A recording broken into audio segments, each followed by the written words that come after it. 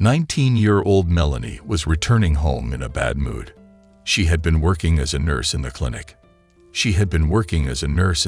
For a month and could never get used to the environment of the ward. The work itself was routine, the daily routine. The human ailments and suffering did not. The work itself, the daily routine, the same thing.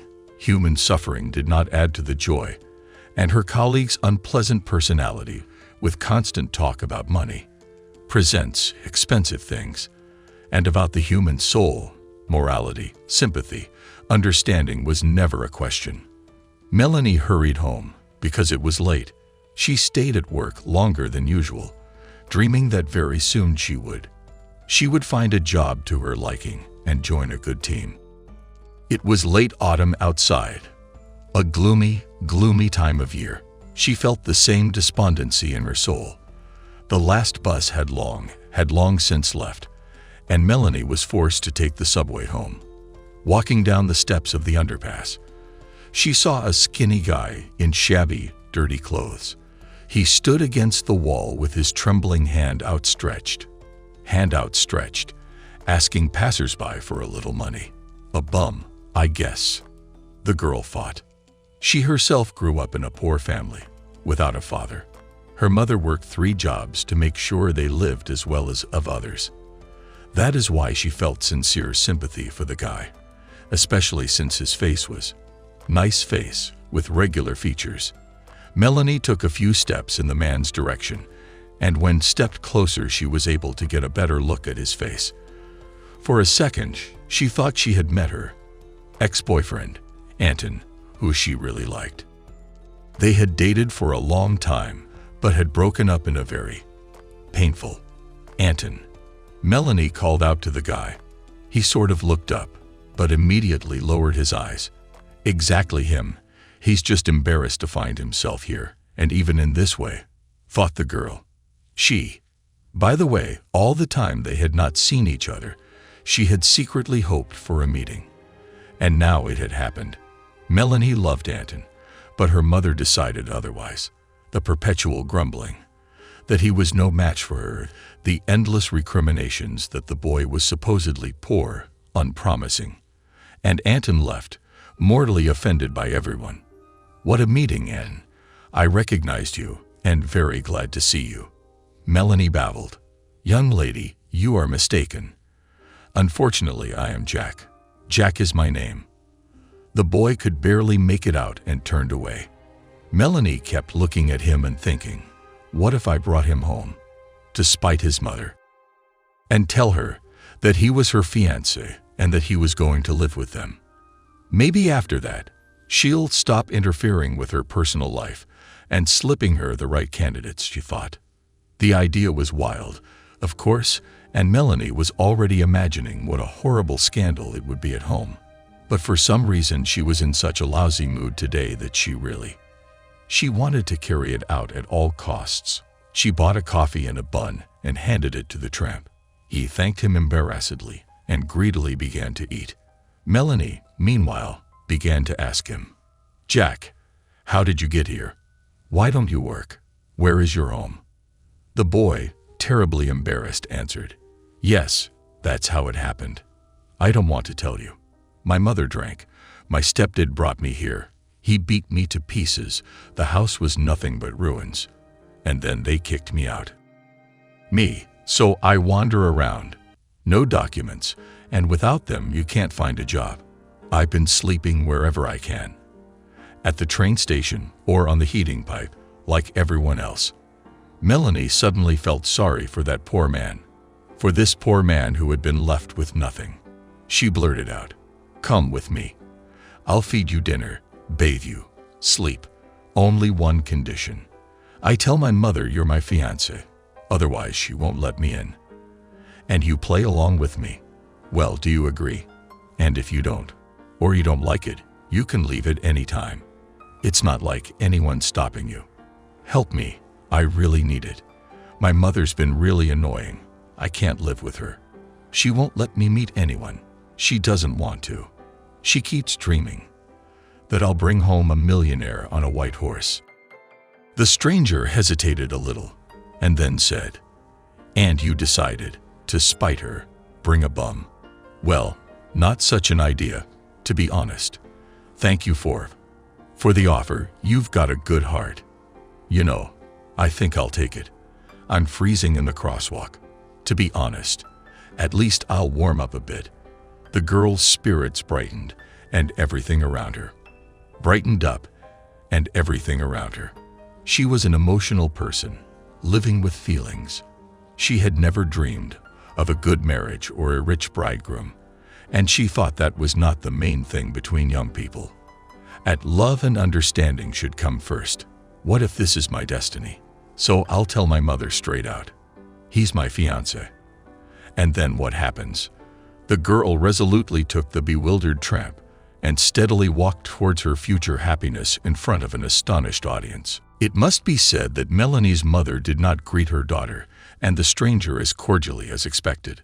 She had long suffered from high blood pressure and had even once suffered a heart attack on her legs and was on disability. The doctors said she had to have heart surgery to change a valve of some kind. Yes, but where would she find the money for that? Life was no fun for her as it was, but what she wanted most of all was to see her daughter rich and happy. All her life, Emma had struggled to make ends meet, grabbing any part-time job she could find just to have enough money for food and utilities. By the end of her life, her health was completely ruined, hence all her ailments. Of course, she didn't want Melanie to repeat her miserable fate. After all, Emma had once, in her youth, had suffered a great and pure love, left without a winded fiancé and with a huge belly, all alone. Her perfect picture of happiness, her daughter bathed in luxury and her husband a cool businessman. Then she could die in peace. The woman was shocked when she saw, next to her daughter, and thought, why did her daughter bring him home? Clothes dirty, his head unwashed, and himself unkempt. She had a whole range of feelings on her face, from surprise to indignation. But Melanie tried not to notice it, serenely introducing the stranger. Mother, I'd like you to meet Jack. This is my fiancé, Jack. He and I are going to live here now. He has no place. You don't mind, do you? Turning to the boy, the girl said cheerfully, well, why are you standing there like that? Come on in. Don't be shy. Make yourself at home. The mother added angrily, but don't forget you're a guest. Jesus, daughter, when are you going to stop picking up all the trash you're picking up? This is a decent apartment, not a shelter for the homeless. The woman sighed sorrowfully and hunched over, went to her room. Melanie fried potatoes and mushrooms. The young couple ate a hearty dinner.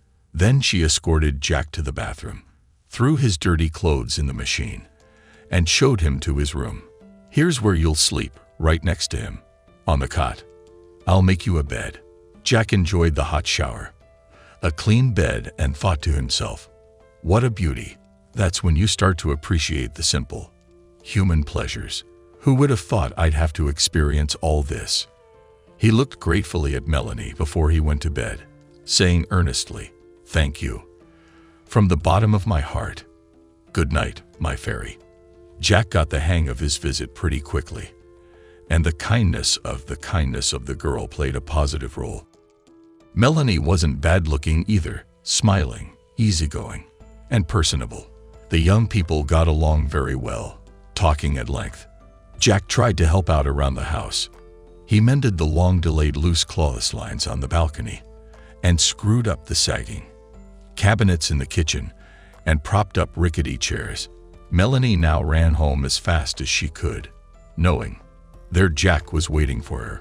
The feelings between them had erupted quite unexpectedly. That evening, as usual, watching some soap opera and talking about everything, suddenly Melanie cried out in great pain. And cried out. A worried Jack rushed over to her. Melanie, what's wrong with you? Are you in pain? What is it? The girl grabbed her leg. Oops, a cramp, I guess. She's been running around on her shift. Oh, how it hurts. Jack took off his slipper and began to gently and gently kneaded her foot, then the other, then her shins. It felt so good. The pain immediately went somewhere, and the cramp let her go. The boy gingerly began to move higher and higher, moved closer to Melanie, and kissed her passionately and expertly. The girl tried to push herself over and whispered, "Jack, what are you doing? We're supposed to be the bride and groom. Stop it. I thought we were pretend, but I'm in love," he answered softly, continuing to caress her gently. "Melanie, I want you so much. You're the best. I've never met anyone like you. If you don't mind, just say the word and I'll go right away." But it was too late. Melanie had already lost her head, and both plunged into the abyss of passion, not noticing anything around them. The young people were absolutely happy, and even their mother's eternal discontent didn't irritate them at all. Jack was so much in love with Melanie that he couldn't imagine life without her. And about Melanie, nothing to say. She realized that she had found her happiness. Here it is, true love. How? I'm so happy with him. Crazy. She tried to convince her mother, but she was relentless. "Daughter, what are you doing? What kind of future do you have with him? He's a tramp. No papers, no house. What do you think? That in a week he won't be here." Even though Jack helped his mother in every way, took care of her, did all the chores, and the man's hands were badly needed, the woman still hated him, trying. Every time she tried to hit me and hurt me more. When Jack still hadn't left after a week, the pensioner decided to go for broke. While Melanie was at work, she informed Jack directly to his forehead, angrily. "Have at it, fiancé. Melanie's a crazy girl. She's just fooling around with you. In fact, she has a fiancé. He's just on a trip abroad. He'll be back. She'll kill them both. Get out of here immediately if you want to live. Otherwise, I'll send Melanie. I'll send a telegram to my fiancé today." The mother knew that she was taking a sin on her soul. She had slandered her daughter so blackly, but the desire to see her daughter with a rich man prevailed. The boy took the word seriously. He looked at the woman with eyes full of pain and suffering. Then he covered his face with his hands and wept silently. He so didn't want to believe what his mother had told him. Could Melanie have been so cruel to him when she had so assured him that she loved him? Could she have betrayed him? It can't be. His whole body felt like it was petrified. His legs didn't, wanted to move. He barely moved and staggered out of the way, not even looking back. That day Melanie, as luck would have it, had to stay for a day at the hospital because her shift was in the afternoon. But in the evening a 5-year-old boy was brought in with severe burns and was asked to stay until morning. Melanie called home and warned her that she was going to be delayed for 24 hours. The mother didn't tell her anything about kicking the ragamuffin out. On the contrary, she rubbed her hands cheerfully, knowing that after 24 hours he would be somewhere far away. Jack wished he hadn't left and waited for Melanie to talk to her personally. The hard feelings literally sizzled his soul, and he wondered why and how this could have happened to him. But then his self-esteem kicked in, and he decided, "I'll go away. I won't trouble myself or her. Let them live as they wanted. What am I to them? I'm just a bum." When Melanie finally got home and didn't find Jack there, she knew right away. She started screaming at her mother. "Mom, why? I know you kicked him out. Are you doing this on purpose? I love Jack. Do you understand? Where am I gonna find him now?" My mother went on the defensive. "It's always my fault with you. Your tramp left on his own. I didn't touch him. I won't cry for him. I'm not going to cry for him. Once you've fallen in love, you'll fall out of love. Maybe after the 3rd time you'll find a normal fiancé. You'll find yourself a normal fiancé. How many times can you drive all kinds of trash? What kind of a girl do you think you are?" Melanie was shocked. She knew Jack couldn't just walk out on his own, because everything was going so well. She sobbed. "I can imagine what my mother said about me. Where am I going to find Jack now? I can't do it without him." Hoping to find Jack again and explain everything to him, Melanie turned and rushed straight from the doorway to the passage where they had first met. She shook her head and asked other tramps and peddlers, but they only shrugged their shoulders. They just shrugged their shoulders. They hadn't seen the boy for a long time. The girl ran around the outskirts for an hour, wondering if Jack was still not far away and was waiting for her somewhere nearby. But all was in vain. The guy vanished into thin air. She suddenly felt so hurt too. Why did he do that? Why didn't he wait for her and talk to her properly? He said he loved her, but he just took off like that. So he wore her out and left her. It was pouring rain outside, and sharp gusts of wind were tearing the last of the clinging leaves off the tree, but Melanie didn't notice it at all. She wandered, unable to see her way, drenched to the bone, and sobbing inconsolably. Maybe my mother's right, and I really am some kind of flawed person. Maybe she's right, or maybe I really am a flawed person. Maybe I don't give a damn. Love, who needs it when it's nothing but tears? You can't trust anyone. Our heroine was finally frozen, soaked, and very sick. For 3 weeks. She lay there with a high fever. In a fever, she could hardly get out of it. In her delirium, she kept calling out the name. Jack, calling out for him, looking for him. Melanie fell into a deep depression. She went to work like a robot. When she came home, she would shut out she was pregnant. She'll burn her to death. What to do? How to go on living? And most importantly, why? Melanie did not know. She was now. Every day in the morning and evening, she went to the crossing, as if to go to work, and kept looking for her Jack.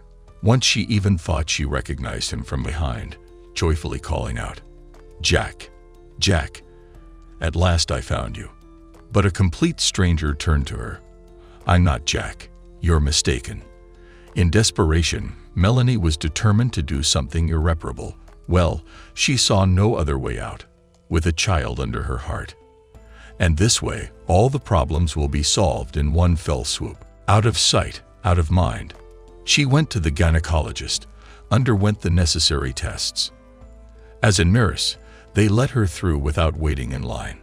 When she was already lying on the chair and the stern doctor, who was clearly looking at her with judgment, took out the instruments she needed, she was suddenly struck with a terrible thought.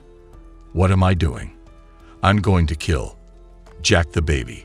It's a part of him, his blood and flesh. This baby will remind me all my life of my dearest and dearest person. How am I supposed to live after that? This is the meaning of life. Fuck them all. And the mother, and Jack himself, and the evil colleagues who openly laughed at her. I don't care. I'm going to have a baby. And raise him myself. Against all odds. Melanie sharply pushed the dazed doctor away, got up from her chair, and muttered, "I'm sorry. I changed my mind." The gynecologist breathed a sigh of relief. "Well, thank God. Come back in a week to get registered, but please don't take too long." Melanie came home after her shift, and immediately the smell of fried fish hit her nose. She barely had time to put her hand over her mouth with her hand, and run to the bathroom. She was gargling for half an hour. Her disturbed mother listened at the door, suspecting the worst. She screamed, "Honey, are you sick? Are you poisoned? Open the door. It's not what I think, is it?" Melanie finally let go and, exhausted, she went out into the corridor. Her mother stood silently looking at her reproachfully, waiting for an explanation. The tired woman angrily shouted in her mother's face, "Yes, mother, I am pregnant. Imagine, such a fool. And from Jack. And you threw him out. Now your grandson will never know who his father is. I hope you're happy. Isn't that what you wanted, didn't you? I'm not going to have an abortion. Don't even start that song. Hey, now leave me alone. I have to lie down." And she ran into the room, sobbing. Emma grabbed her heart and went to the kitchen to take some sedatives. She mentally scolded her daughter. "What a fool. Played in love. Repeating my fate. Stupid. She's repeating my fate. Silly. Step on the same rake. And now what? To breed poverty again. I barely got her up. I thought I'd get some peace in my old age, and now I have to raise my grandson without a father." From that day on, Melanie and her mother almost stopped talking, withdrew into herself, and never went out of her room. She would try not to cry, and when she was in dire straits, she would start and sing softly a lullaby or talk to the baby. Oddly enough, it helped, and she would begin to calm down and fall asleep. Emma regretted it 1,000 times that she had lied to her daughter and kicked Jack out. The guy wasn't bad. Really, he wasn't a drinker. And he loved Julia very much. You could see it with the naked eye. If only he'd had his papers and got him a job. And his daughter would have had a husband and a child's father. And so what? Who's ashamed to say now, "My daughter is pregnant by a bum who ran away somewhere"? Oh, whoa, the neighbors will laugh. Melanie was scary to look at. She vomited all the time. She could eat almost nothing. At work, she was taunted and mocked. They said she had a baby, brought her baby in a hem, but she didn't know who the father was. The old nurses were getting particularly sophisticated. They scolded and savored all the details, but they had no reason to. I could hear it all behind their backs. What a bunch of young people. No sooner had they got acquainted, and already they were jumping into bed. That's right. It's not a bad thing, is it? It's not work. It doesn't take much intelligence. In this day and age, you can't get married. Melanie was angry and thought to herself, of course, in your time there was probably no intimacy. People came out of thin air, and no one got burned, and no one got dumped. What a bunch of moralists. The only person who ever treated her well was that gynecologist, Harry. He always cheered her up and reassured her. Melanie could, unable to stand people's, the word of mouth, sometimes burst into tears in the office.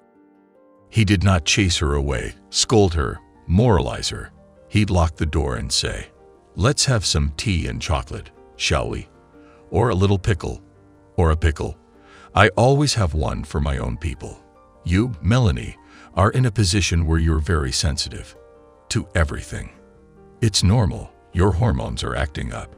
Try to abstract yourself away from everything. Take more walks. Talk to your son. I assure you, he hears and feels everything.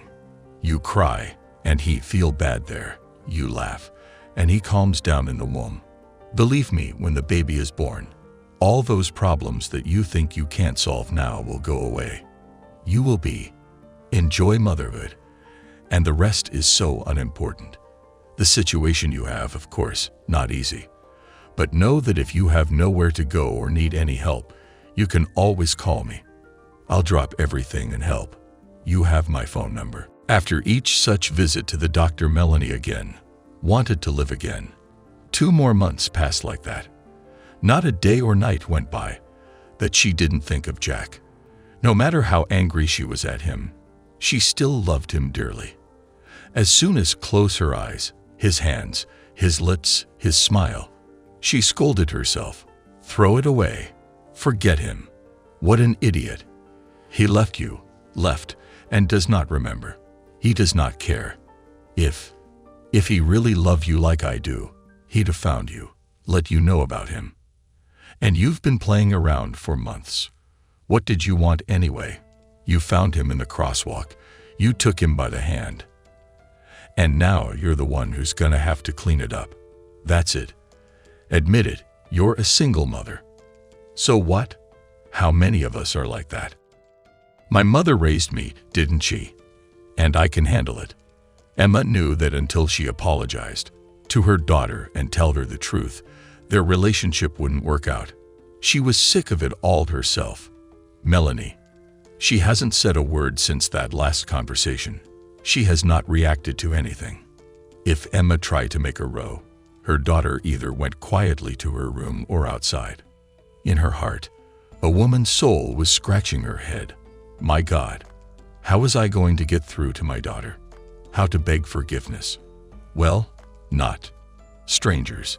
Everything fell out of her hands. She didn't want to do anything. She dreamed of hugging her silly daughter and tell her that she wasn't angry, that she would help her, that she wouldn't leave her. Everything was decided by chance. It was a day off. Melanie, not to think about Jack, decided to clean her room and started washing the curtains and washing the windows. As the woman was just washing the window, her mother, walking by, casually glanced into her room in passing. Emma thought her daughter was trying to jump out and commit suicide, and yet they lived on the 5th floor.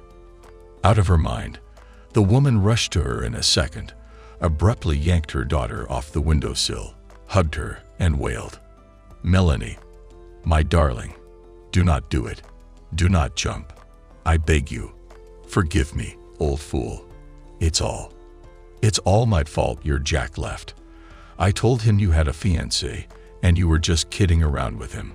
I was trying to do what I thought was best. I thought I was doing the right thing at the time. It's just that I can see that you, silly girl, you're repeating my fate. It's only now, looking at your unbearable suffering, that I realize what I've done. I've left my grandson without a father. I'm not angry with you. I love you. It's all right. We'll both raise your baby together, wherever we go. Just don't do anything to yourself. Do you want me to help you? Help you find Jack? Forgive him." Melanie looked at her mother, dumbfounded, tears streaming down her cheeks. "Mom, what are you doing? I wasn't going to jump. I was just washing the windows. But I'm glad you confessed and told the truth. You know, at first, I really hated you at first. And you have to admit I did. But then I realized that if Jack really loved me as much as I loved him, he would have found a way to see me, talk to me, and work things out. And since he agreed to everything and left quietly for good, then that was to him. So don't beat yourself up. Thank you for your support. Now, at least at home, I will rest my soul." Mother and daughter embraced for the first time in a long time and cried, but they were tears of relief and tears of release. The weight of resentment, anger, and misunderstanding was gone from both their hearts. They even seemed to be breathing easier. Emma fussed and went to put the kettle on. Melanie was crunching a pickle with sweet tea. The pensioner recalled that, when she was pregnant with her daughter, she used to chew chalk wherever she found it. They both laughed. Now Emma, too, was preparing hard for Melanie to give birth. She got out an old dusty sewing machine from her youth, rummaged in her trunk, and found a length of soft baize cloth, and began to reminisce about her youth. Within a week, my mother had sewn diapers and undershirts and hats. She washed and ironed them and stacked them neatly. Melanie came in from her shift and was stunned. She timidly took the tiny sack in her hands and unwrapped it, and tears came to her eyes. "Mommy, thank you. How nice. That's what. The baby's gonna have these tiny little hands, just like a doll. I can't believe it." Mom sighed and replied, "Yes, dear, we'll take turns at night. At first it will be hard, but then we'll get used to it. Stroller and crib can be bought from hand. You can look it up on the website. You'll get maternity pay, enough for the first time, and then maybe I'll be with my grandchild. And you'll get a part-time job, or you'll get an early job. That's okay. We'll get by." Melanie felt so much better mentally. Now she knew that her mother was with her, that she supported her. She could tell her what was bothering her, what was worrying her. Still, as soon as evening came, Melanie would become sad, brooding, the tears coming up and squeezing. She remembered how she and Jack had sat cuddled up on the couch, watching a soap opera about the police, and then sleeping together, snuggled up against each other. He gently stroked her shoulders, her hair, whispered words of love. "Hey, Jack. How is it? How? Where are you now? Perhaps you've wandered the world and forgotten me long ago. How could you? I believed you. I believed you, didn't I? You'll never know that you'll soon have a baby boy in the world." These thoughts kept, and I couldn't stop thinking about it. And I couldn't stop thinking about it. But then something happened that rocked the town and turned Melanie's life upside down. She had had a premonition all morning that day. Something was turning over in her soul, and her heart was fluttering. She was confused all the time on her shift and could not understand what was going on with her. She almost got the tests wrong. She almost took the wrong patient to X-ray. The head nurse yelled at Melanie all day. "What's the matter with you? Pull yourself together, for God's sake. What's going to happen before maternity if you're already in the clouds? Think about work." When Melanie came home from her shift, a motorcade of several fancy black limousines, Emma was just watering the flowers on the windowsill and was very surprised. "Look, daughter, what big shots have come to see someone. I've only seen cars like that. I've only seen in the movies. I wonder who it's for. It seems that no rich people live in our house." Suddenly, the doorbell rang. Surprised, Emma went to open the door. Standing on the doorstep were three bodyguards and one respectable, well-dressed, and expensive young man. He smiled and asked, "Good afternoon, Emma. Is Melanie at home? May I come in?" The bewildered woman nodded and silently let important guests inside, wondering to herself who it was that had come to see them. The visitors made their way into the hall, and then Melanie came out. Melanie. Suddenly, this young, stylish dandy ran up to her and threw himself into her arms. He was so excited. "Hello, my love. Here I am. You're Jack. Are you glad? Am I back?" To the boy's surprise, Melanie angrily pushed him away and shouted, "What are you, Jack? Why do you want to come back all of a sudden? You gave me up so easily, believing what my mother had told you, and you didn't even bother to talk to me in person to find out whether it was true or not. Where have you been all this time? In space? On the moon? Why didn't you ever let me? Not once. What is this limousine masquerade? Or was it the masquerade and the vagabond image then? Who are you anyway?" The guy got sad, sat down on the couch, showed the guys to leave the room, and began to tell. "Don't get hot, honey. Don't yell. Please, just listen to everything. Please. Yes, you're right. I'm not a tramp. I'm the son of the millionaire Korjanov. You've probably heard of him. We have 2 airlines abroad. So of course, I grew up in luxury and wealth. I went to an elite private school, and then I went to university in England to study economics. I felt like I had my whole life ahead of me. It was beautiful and amazing. I felt like I was wearing rose-colored glasses. And then all of a sudden, I lose my mother. And this despite the fact that she was very carefully monitored her health, examined in the best clinics, and led a completely healthy lifestyle. Can you imagine? She got out of her car and was walking to the supermarket, and she was hit right there by a drunk driver. It was a terrible grief for our whole family. I remember the funeral vaguely at all. It didn't seem to happen to me. At first my dad grieved a lot, but he and I somehow bonded. It's easier to deal with a bereavement like that together. But my father surprised me when, 6 months after my mother's death, he brought that obnoxious stepmother, Nadezhda, into our house. I didn't get along with her right away. She had a lot of nerve. She was in our house. She started throwing out my mom's things. Took away her photo, although I expressly forbade her to do so. The result was a wild scandal. I thought my father would support me, but no. He sided with this scum and made me a condition: either accept it or leave. It is unheard of. Throwing my own son out of the house for some obnoxious woman. I couldn't get through to my father. It was like he couldn't hear me. It was as if Nadezhda had bewitched him. So I lost my temper and ran away from home.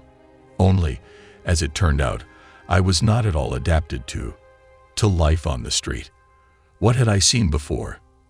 A luxurious life, high society, everything in abundance. I had no idea that people could starve, look for food in the garbage chute, sleep on heating pipes.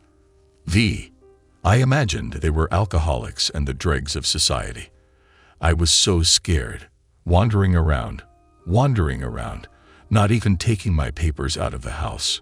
I was stupid.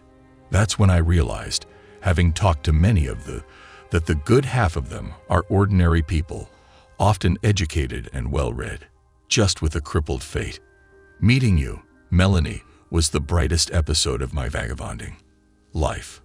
When Emma kicked me out, I rushed in frustration to the station, jumped on a passing, and ended up in Samara. There I was habitually begging near the train station, when all of a sudden, right out of there took my father's motorcade. It turned out that Daddy was very ill, caught a cold, and went to the hospital with pneumonia. The doctors could barely save him. So the Viper immediately went behind his back and started splitting millions, and started to divide his millions, rubbing his hands.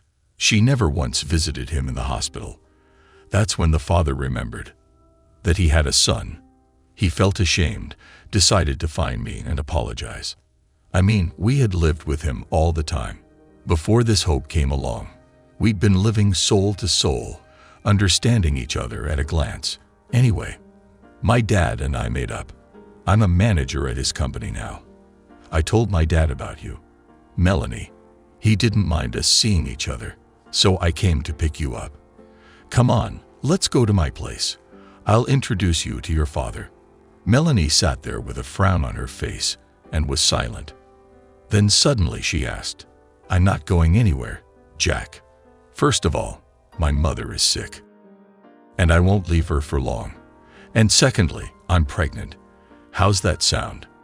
The guy's face changed. "How pregnant? Excuse me. With who?" Melanie couldn't take it anymore, slapped him across the face and shouted, "Idiot, from my fiancé, who was supposedly with me. Isn't that what you're implying? So you believe I'm a slut, sleeping with just anyone, huh? Go to hell then. Go away with your millions. I hate you." Melanie ran to her room in tears. A furious Jack jumped up too. "Ah, so? All right then. Goodbye. You're hysterical." The whole procession left. Emma was clutching her heart, realizing that all this cheese was because of those stupid words of hers. She was the one who had planted the seeds of doubt in Jack's head. And now to make it right. They could see that they loved each other, but were angry and quarreled with each other as if they were enemies. 2 weeks passed. Melanie was in a complete state of despair, sobbing day and night and scolding herself. Why did I do this to him? He came back, and I punched him in the face. Oh, I'm a fool. All because of my stupid pride. I should have snuggled up and kissed him and told him how much I loved him, how much I missed him. What did I do? Now it's the end for sure. There's no way. Emma thought long and hard about how to correct her mistakes, and she made up her mind. She found out through friends where this Korzunov lived and began to get ready to go. She lied to her daughter. "Melanie, I'm with Aunt Sveta in the next town, in the hospital. She says the medical authorities are coming there. A professor. I'd like to have a consultation with him. Maybe I might be able to avoid an operation. I'll show him all my tests and see what he says." "Sure, go, Mom. Can you handle it? Or should I come with you? For support?" Emma waved her hands. "What are you doing, my daughter? Where are you going with your morning sickness to go all the way out here? It will turn out at every turn. No way. Stay at home. Rest. Take care of my granddaughter, and don't cry all the time. It breaks my heart to look at you. The capital stunned the old woman. With great difficulty, she found the Korzanov's mansion in the country, having spent her last savings on an expensive cab. It was getting dark outside. There were thick forests all around. Emma was afraid. What if they chased her away? How would she get home afterwards? Money for the way back was gone, and it was a good 3 kilometers to the public transport stop. The woman knocked on the gate. There were huge dogs barking in the yard. From the guard came out of the booth and reluctantly asked, "Who do you want? Is this the right address?" Emma, gathering more air, answered, "Mr. Korzanov to me, or his son Jack. I have important business with them, a personal matter. Tell him so." The guard radioed the owner. "Alexander, there's an elderly woman asking to see you. She says it's personal and important. Shall I let her in?" At the other end of the wire was heard, "Let her introduce herself." "Who is she?" "I do not know any woman." The pensioner said, "Emma, I'm Melanie's mother, Jack's fiancée. Tell me I'm not going anywhere. I'll freeze here and I ain't going nowhere till they talk to me." The guard gave all this to the owner. He replied with a sigh, "Well, take her to my office. I'll be right down." Emma stealthily walked into the luxuriously furnished office. Behind the desk sat a strict, imposing man with glasses. He gestured for the guest to sit down. Then he coughed and asked, "So, madam, what brings you here? Who did you say you were?" I didn't quite understand what the guard said. The woman replied, "Emma, I'm Melanie's mother. You see, about 4 months ago, my daughter brought home a vagrant, said he was her fiancé, name of Jack, and he was gonna live with us. Well, I, of course, took it all in stride. Melanie's a homebody. She's only had one boyfriend before this, Anton, and that was a year ago. But she's a good girl. She works as a nurse at our local hospital. Anyway, I digress. Of course, I was totally against this relationship. Melanie and Jack have fallen in a terrible love affair, with all of its consequences. Everything was working out for them, and I took those hands and ruined it. I just couldn't stand. I did not give peace that my daughter, smart and beautiful, with a bum. I myself have lived a hard life. I didn't want the same for my daughter. I made up stories out of spite, and now Jack has doubts. What am I going to do? I don't know. We don't want anything from you. Don't think so. We're not the only ones. We'll raise the child ourselves. But I would just like to apologize to your son and explain to him that what I said to him was a lie. Melanie is not and never has been with anyone. I'm sorry that 2 loving hearts are fighting over me. For my sake. That is all. I pity my grandson too, for he will not know his own father. Give this to Jack, please, and if you could take me to the train station. I have to go home, because Melanie doesn't know that I'm with you. And she'll get worried, and she can't." The man took off his glasses, twirled them in his hands, and then he said, "That's the news. So I'm going to be a grandfather soon. What a Jack. He's got time for everything, hasn't he? All in all, the picture is clear now, more or less, and I thought he was the one walking around darker than a cloud. Don't worry. I'll talk to my son. The chauffeur will take you straight home. In a good car, it's only an hour." Emma sighed with relief. "Thank you for not kicking me out, listening and understanding. You can see at once that you are a calm and reasonable person, not like the rest of us. First we make a mess, and then we think." With a light heart, Emma drove home. Now her conscience was clear. She did her best to make up with Jack and Melanie and atone for her sins. When Jack arrived from work, he was so tired that his only thought was to fall down and go to sleep. But he didn't. His father was already waiting for him in the hallway. Jack remembered that look of him well from his childhood. His eyebrows pushed up to the bridge of his nose and his glasses on his luba, which meant that he was going to have a serious talk. And so it turned out. Alexander said to his son, "Let's go into the study. Son, we need to talk." Jack sighed and grudgingly followed, wondering what he was going to get in trouble for this time. As soon as the office door was shut, his father started in a stern manner. "What's going on, Jack? My son is a scoundrel, and I don't know anything about it."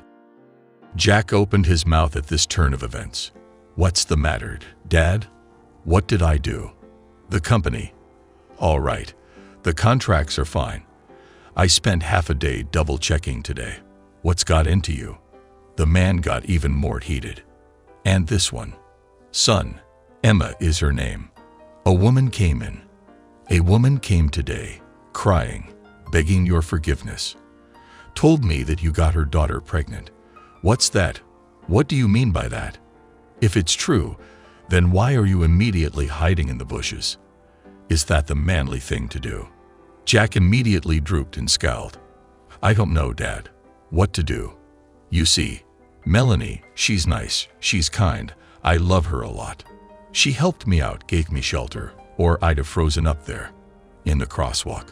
But she's got a mother. She's a snake.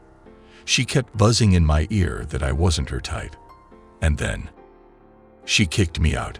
Said Melanie was with me for fun, but she had a fiancé. So I was offended. The last week when I decided to come to Melanie to reconcile, she, instead of being happy and giving me a hug, she just slapped me in the face. Is that normal? What was that for? For asking a simple question, who she was pregnant with. Well, I have to be sure that it's my child. You never know." The father shook his head. "Oh, Jack, you stupid head. I'd love to punch you in the face too. First of all, how could you blindly believe a woman's gossip and not double-check it? You should have waited for Melanie and talked to her. And talk to her straight. Secondly, think about it. What would 99% of the girls do? If they found out you were a millionaire's son, they would have wiggled and flattered themselves. If only you were there. Wouldn't they? What about yours? She slapped me in the face and kicked me out. Did she? What does that tell you? That she doesn't care about your money or your status. The truth is more important to her. If she's not afraid to bring a bum home against her mother and fall in love, it means it's real, you know. And you're doubting her." Jack was all down. "That's true. Why didn't I think of that? I'd already eaten myself up. Eaten from the inside out. I'm so in love with her and jealous. I don't know who I'm jealous of, though I don't know who I'm jealous of. I feel so bad without her. You know, she's like my own person. Ever since I met Melanie, I don't want to look at anybody else. What do we do now, Dad? She's too proud. She probably won't forgive me." Alexander laughed. "You fool. Her mother told me that your fiancé is howling day and night. She doesn't want to see anyone. She washes her tears away. And she won't forgive. Just talk to her sincerely, embrace her, ask her to marry you. No woman would refuse such a thing. What do you think you're doing, depriving your grandfather of his grandson?" Jack, elated, bought a bunch of scarlet roses, an enormous cherry cake, which Melanie had longed to try, and rushed back to her house. He rang the doorbell timidly. Melanie's mother came out. She looked very bad, and she was staggering a little. The boy said hello. "Good afternoon, Emma. Is Melanie home? I need to talk to her." The woman suddenly cried. "Hello, Jack. They took Melanie to the hospital half an hour ago. They took her away in an ambulance. Her belly ached, and she was bleeding. Oh, that's a shame. God forbid a miscarriage. It's all her. From her nerves, she's worn herself out. I wanted to go with her too, but the doctor talked me out of it. My blood pressure spiked. I had a blood pressure of 200. So, I'm lying down. I'll go and see her tomorrow morning. I hope it's all right. I'll never forgive myself." Jack went pale and changed his face. "Cretin. Fool. It's all my fault. What hospital? Dictate the address. Quick." The guy was flying at full speed, not knowing the road. When he got to the emergency room, the nurses were stunned. It's not every day to see the son of Korzhunov himself. They often saw Jack on advertising banners and magazine covers, and they recognized him at once. The boy almost shouted, "What room is Melanie Nestorov lying in? What's wrong with her? Where's the attending physician? She's my fiancée." The staff ran and scurried around. Everyone began to calm Jack down. A tired old doctor came out of the resident's room. An elderly, tired doctor came out and said sternly, "What are you doing here? This is a maternity hospital, not a bazaar. By the way, Nestorova in the 5th ward. The situation, frankly, critical. There is a threat of a breakdown, severe, bleeding. We're doing everything we can. Are you the father of the child? Can you give blood? It would really help her right now. Would help her a lot right now, since she's losing a lot of blood." Jack nodded his head. "Yes, anything, as long as Melanie and the baby are okay. I'll pay for the most expensive medication. I'm begging you, let me see her for a second. I need to tell her something. When she hears it, things will get better. I assure you." The doctor was about to say that he shouldn't, but he looked into the guy's eyes, full of pain and despair, and changed his mind. "Okay, just a couple of minutes, and I'll wait for you in the manipulation room." Jack quietly entered the room. Melanie lay frightened and pale as a sheet, and seemed hardly to breathe.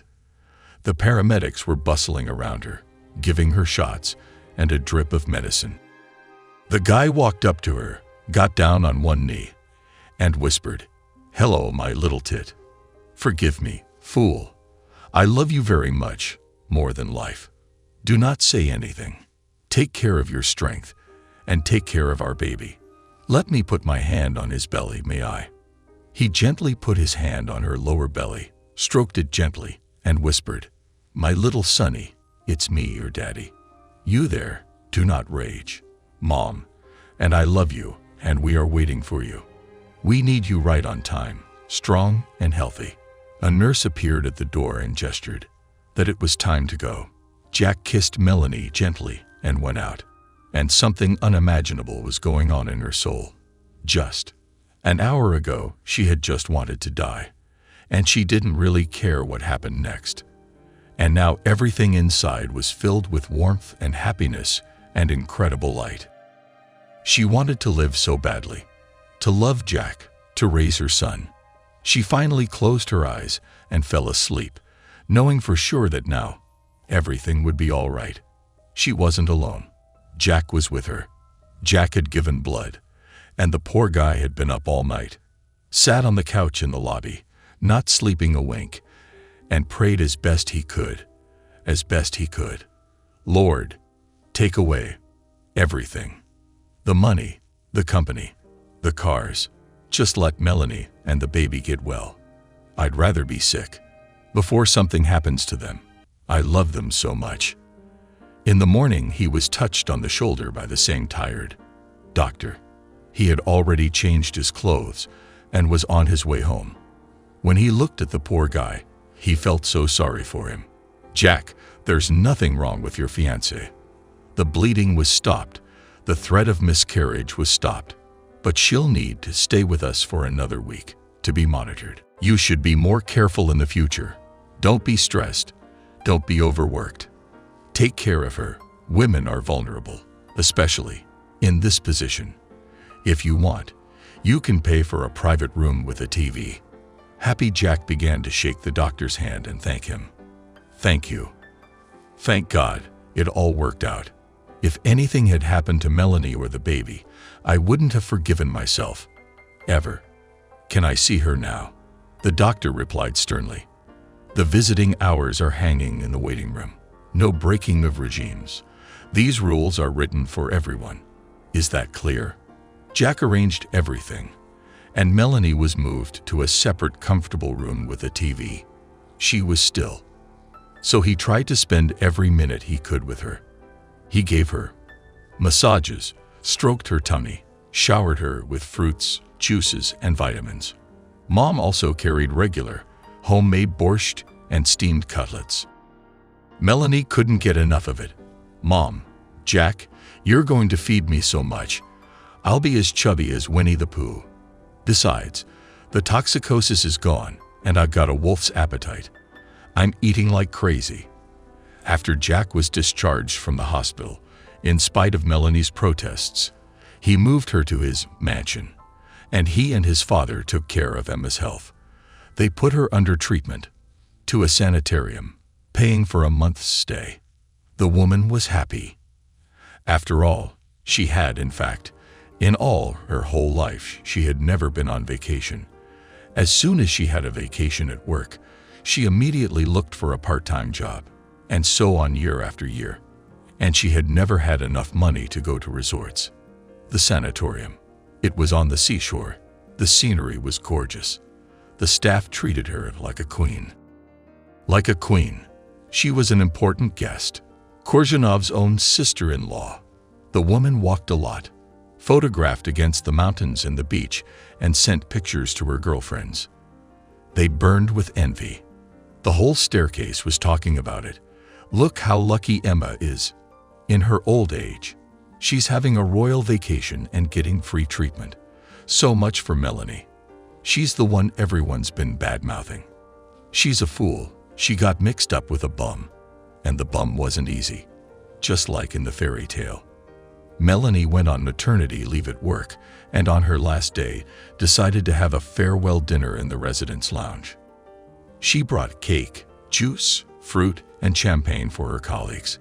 No one made fun of her anymore. At her, no one was picking on her, but everyone was fawning over her and trying to please her. She might complain to her father-in-law, then all sorts of inspections. Out-of-town Melanie felt great. Fresh. Forest air, walks along the shady paths, resting in the gazebo, sleeping soundly. She grew rounder. Her cheeks were rosy, her belly was growing by leaps and bounds, and she looked like a big watermelon. Jack carried his sweetheart around like a crystal vase. He was so happy. He had made arrangements in advance with the best clinic for the upcoming delivery, kept asking about his wife's health, and made sure, God forbid, that he didn't risk another breakdown. Alexander. He did not waste any time either, ordered new furniture and equipped a posh nursery. But he kept everything a secret from the young ones and didn't show them anything. He was worried that it would be a bad omen. Emma recuperated and healed perfectly. When she went to her clinic for a checkup after that, the doctors were astonished. So, all her signs had improved. The doctor was amazed. "Emma, you could get married now. Give you in marriage. What did you say the name of the sanatorium was? I will recommend it to all my patients." When Melanie went to the last ultrasound with her lover before the birth, they were in for another shock. Harry, smiling slyly, began the conversation. "Melanie, I see that your love life. Things are going well in your personal life. Is that your husband? You look good. Phew. The woman glowed. "Yes, this is Jack, the father of my baby. We're doing fine." Harry continued. "Then I have amazing news for you. Young man, you sit down just in case." A frightened Jack babbled on. "Is it the baby? Speak up, don't take too long." "You have twins, a boy and a girl. Congratulations." Melanie opened her mouth. "How are the twins? I've had 3 ultrasounds during my pregnancy, and you didn't say anything about twins." "About twins? How could that be?" Harry continued. "I've seen it all. I just didn't want to scare you until later. Wouldn't you agree? If I had told you about it, would you have agreed not to terminate the pregnancy? I mean, you were scared and crying all the time, weren't you?" Jack jumped for joy. Wow. 2 kids at the same time. That's great. We'll shoot off right away, and that's it." "Yes." "Melanie, it won't be boring, though." A shocked Melanie replied. "Yes, that's right, and to everyone. And I was wondering, why is my little boy so rambunctious? And his belly is as big as 2 watermelons, and it turns out there are 2. Am I even going to give birth to them myself, or will I have to have an operation? The gynecologist laughed. Here we go. The usual women's fears. Of course you will give birth by yourself. All your indicators are normal. Your pelvis is wide. We can do it. Don't worry. You will just have to go to the hospital a week earlier, because with twins labor. In the case of twins, labor can be premature and quick. Everyone at home was shocked. Emma secretly crossed herself and thought to herself, God, it's a good thing Melanie and Jack made up. I can't imagine how the 2 of us would have pulled 2 babies together. A happy Melanie snuggled up to Jack and replied dreamily, See, when I first saw you in the crosswalk, for some reason I immediately thought, this is my destiny. Oh my God. And I was right. Jack kissed Melanie and replied, I've thought about it so many times too. After all, if I hadn't fought with my father at the time, and hadn't, I'd probably never have met him if I hadn't quarreled with my father and wandered in the underpass. I don't regret it one bit. I don't regret that we met. My only regret is that I was such a fool and made my bunny so nervous that we almost lost our babies. I'm sorry again. Now I know for sure, no matter what circumstances, we should always sit down and talk. We still have a lot to learn, because our family has just been formed, but we have our whole lives to do it. Melanie was barely making it through her pregnancy. By the end, she could no longer see anything beyond her nose behind her huge belly. When Melanie was taken to the maternity hospital, Jack, he was pacing down the hall, wringing his hands and worrying. And Emma was praying. Looking at his daughter-in-law's huge belly, Alexander couldn't understand how women could give birth, and all the more so when 2 of them were born at the same time. Fortunately, everything went perfectly. Melanie insisted.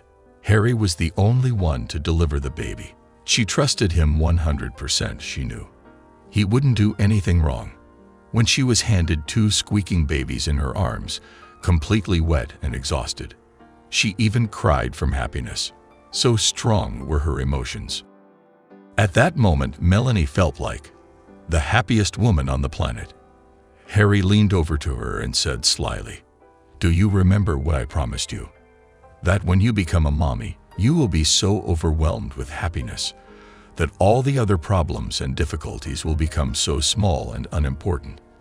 So, am I right? Melanie smiled blissfully. 20% right. Thank you, Harry, for everything. You are more than a doctor. You are like a father to me during this time. Thank you so much. At Vivian and William's christening, all the fair crowd gathered. The press, reporters. They invited Harry and all the people we knew. It was a feast for the whole world. Everyone marveled at the little angels in the crib and wished the happy family happiness and good things.